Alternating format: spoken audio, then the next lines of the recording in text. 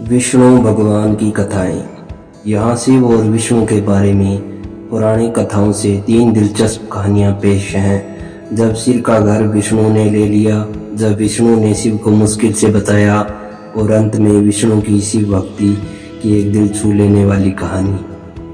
क्या आप बद्रीनाथ की कहानी जानते हैं? यह वो जगह है जहाँ शिव और पार्वती रहते थे। यह उनका घर था। एक दिन नारायण यानी विष्णु के पास नारद गए और बोले, आप मानवता के लिए एक खराब मिसाल हैं। आप हर समय शेषनाग के ऊपर लेटे रहते हैं। आपकी पत्नी लक्ष्मी हमेशा आपकी सेवा में लगी रहती है और आपको लाड़ करती रहती है।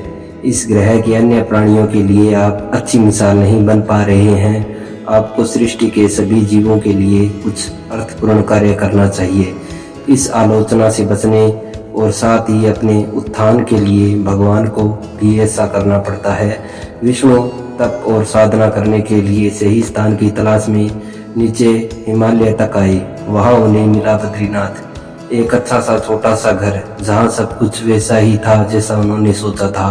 साधना के लिए सबसे आदर्श जगह लगी उन्हें वह उस घर के अंदर गए। घुसते ही उन्हें पता चल गया कि यह तो शिव का निवास है और वह तो बड़े खतरनाक व्यक्ति हैं। अगर उन्हें गुस्सा आ गया तो वह आपका ही नहीं, खुद का भी गला काट सकते हैं। ऐसे में नारायण ने खुद को एक छोटे से बच्चे के रूप में बदल लिया और घर के सामने बैठ गए।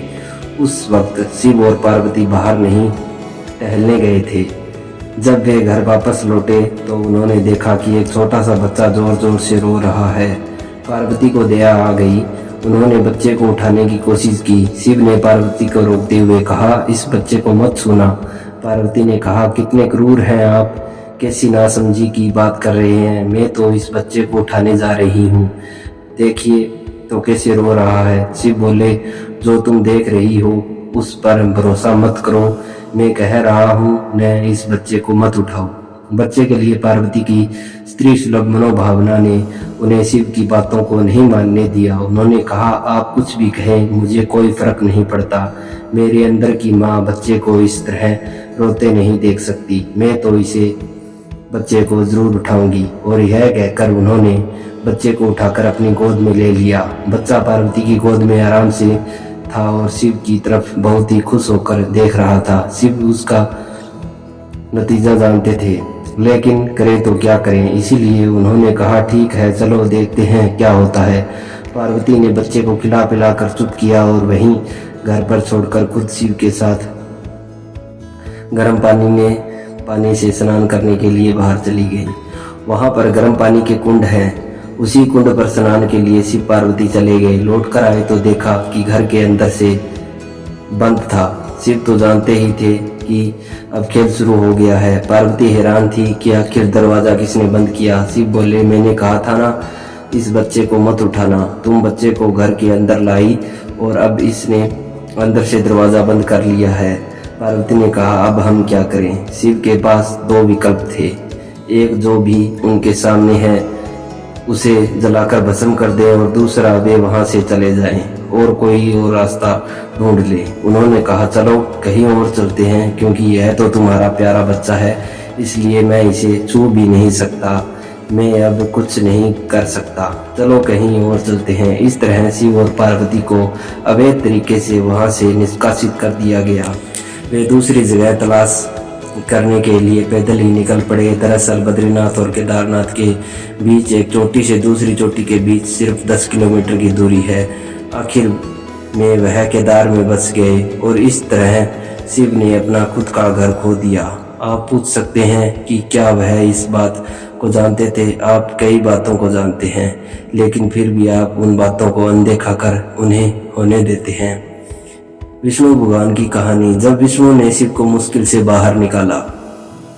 योगी कथाओं में ऐसी कहानियां हैं जिनमें बताया गया है कि शिव की करुणा कोई भेदभाव नहीं करती और वे किसी की इच्छा पर बच्चों की तरह भोलापन दिखाते हैं। एक बार गजेंद्र नामक एक असुर था। गजेंद्र ने बहुत तप किया और शिव से यह वरदान पाया कि वह जब भी उन्हें पुकारेगा शिव को आना होगा। त्रिलोकों के सदा शरारती ऋषि नारद ने देखा कि गजेंद्र हर छोटी छोटी बात के लिए शिव को पुकार लेता था, तो उन्होंने गजेंद्र के साथ एक चाल चली उन्होंने गजेंद्र से कहा, तुम शिव को बार बार क्यों बुलाते हो? वह तुम्हारी हर पुकार पर आ जाते हैं।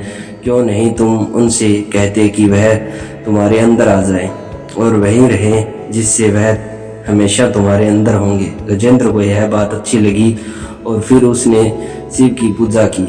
जब शिव उसके सामने प्रकट हुए तो वह बोला, आपको मेरे अंदर रहना होगा, आप कहीं मत जाइए। शिव अपने भोलेपन में एक लिंग के रूप में गजेंद्र में प्रवेश कर गए और वहां रहने लगे। फिर जैसे जैसे समय बीता, पूरा ब्रह्मांड शिव की कमी महसूस कर रहा था। कोई नहीं जानता था कि वह कहाँ है। सभी देव और गण शिव को खोजने लगे। काफी खोजने के बाद जब कोई पता नहीं लगा पाया कि वह कहाँ है, तो वे हल ढूंढने के लिए विष्णु के पास गए। विष्णु ने स्थिति देखी और कहा, वह गजेंद्र के अंदर है। फिर देवों ने उनसे पूछा कि वे शिव को गजेंद्र के अंदर से कैसे निकाल सकते हैं, क्योंकि गजेंद्र शिव को अपने अंदर रखकर अमर हो गया था। हमेशा की तरह विष्णु से ही चाल लेकर आए। देवगण शिव भक्तों का रूप धरकर गजेंद्र के राज्य में आए और बहुत भक्ति के साथ शिव का स्तुति गान करने लगे। शिव का महान भक्त होने के कारण गजेंद्र ने इन लोगों को अपने दरबार में आकर गाने और नाचने का न्योता दिया। शिव भक्तों के वेश में देवों का यह दल आया और बहुत भावनाओं के साथ बहुत भक्तिपूर्वक वे शिव के लिए भक्ति गीत गाने और नाचने लगे। शिव जो गजेंद्र के अंदर बैठे हुए थे, अब खुद को रोक नहीं सकते थे। उन्हें जवाब देना ही था, तो वह गजेंद्र के टुकड़े टुकड़े करके उससे बाहर आ गए। विष्णु की शिव भक्ति। शिव की पूजा देवता और राक्षस, देव और असुर, श्रेष्ठ और अधम दोनों करते हैं। वह हर किसी के लिए महादेव है। विष्णु भी उनकी पूजा करते थे। विष्णु की शिव भक्ति को बताने वाली एक बहुत सुंदर कहानी है। एक बार विष्णु ने शिव से वादा किया कि वह शिव को 1008 कमल अर्पित करेंगे। वह कमल के फूलों की तलाश में गए और पूरी दुनिया में खोजने के बाद भी उन्हें सिर्फ 1007 कमल के फूल मिले। एक कम था। उन्होंने आकर सब कुछ शिव के सामने रख दिया। शिव ने अपनी आंखें नहीं खोली, वह सिर्फ मुस्कुराए, क्योंकि एक कमल कम था। फिर विष्णु ने कहा, मुझे कमल नयन कहा जाता है, जिसका अर्थ है कमल के फूलों की तरह आंखों वाला भगवान। मेरी आंखों किसी कमल की तरह सुंदर है, तो मैं अपनी एक आंख अर्पित करता हूँ। और उन्होंने तुरंत अपनी दाहिनी आंख निकालकर लिंग पर रख दी। इस तरह की भेंट से प्रसन्न होकर शिव ने विष्णु को प्रसिद्ध सुदर्शन चक्र दिया।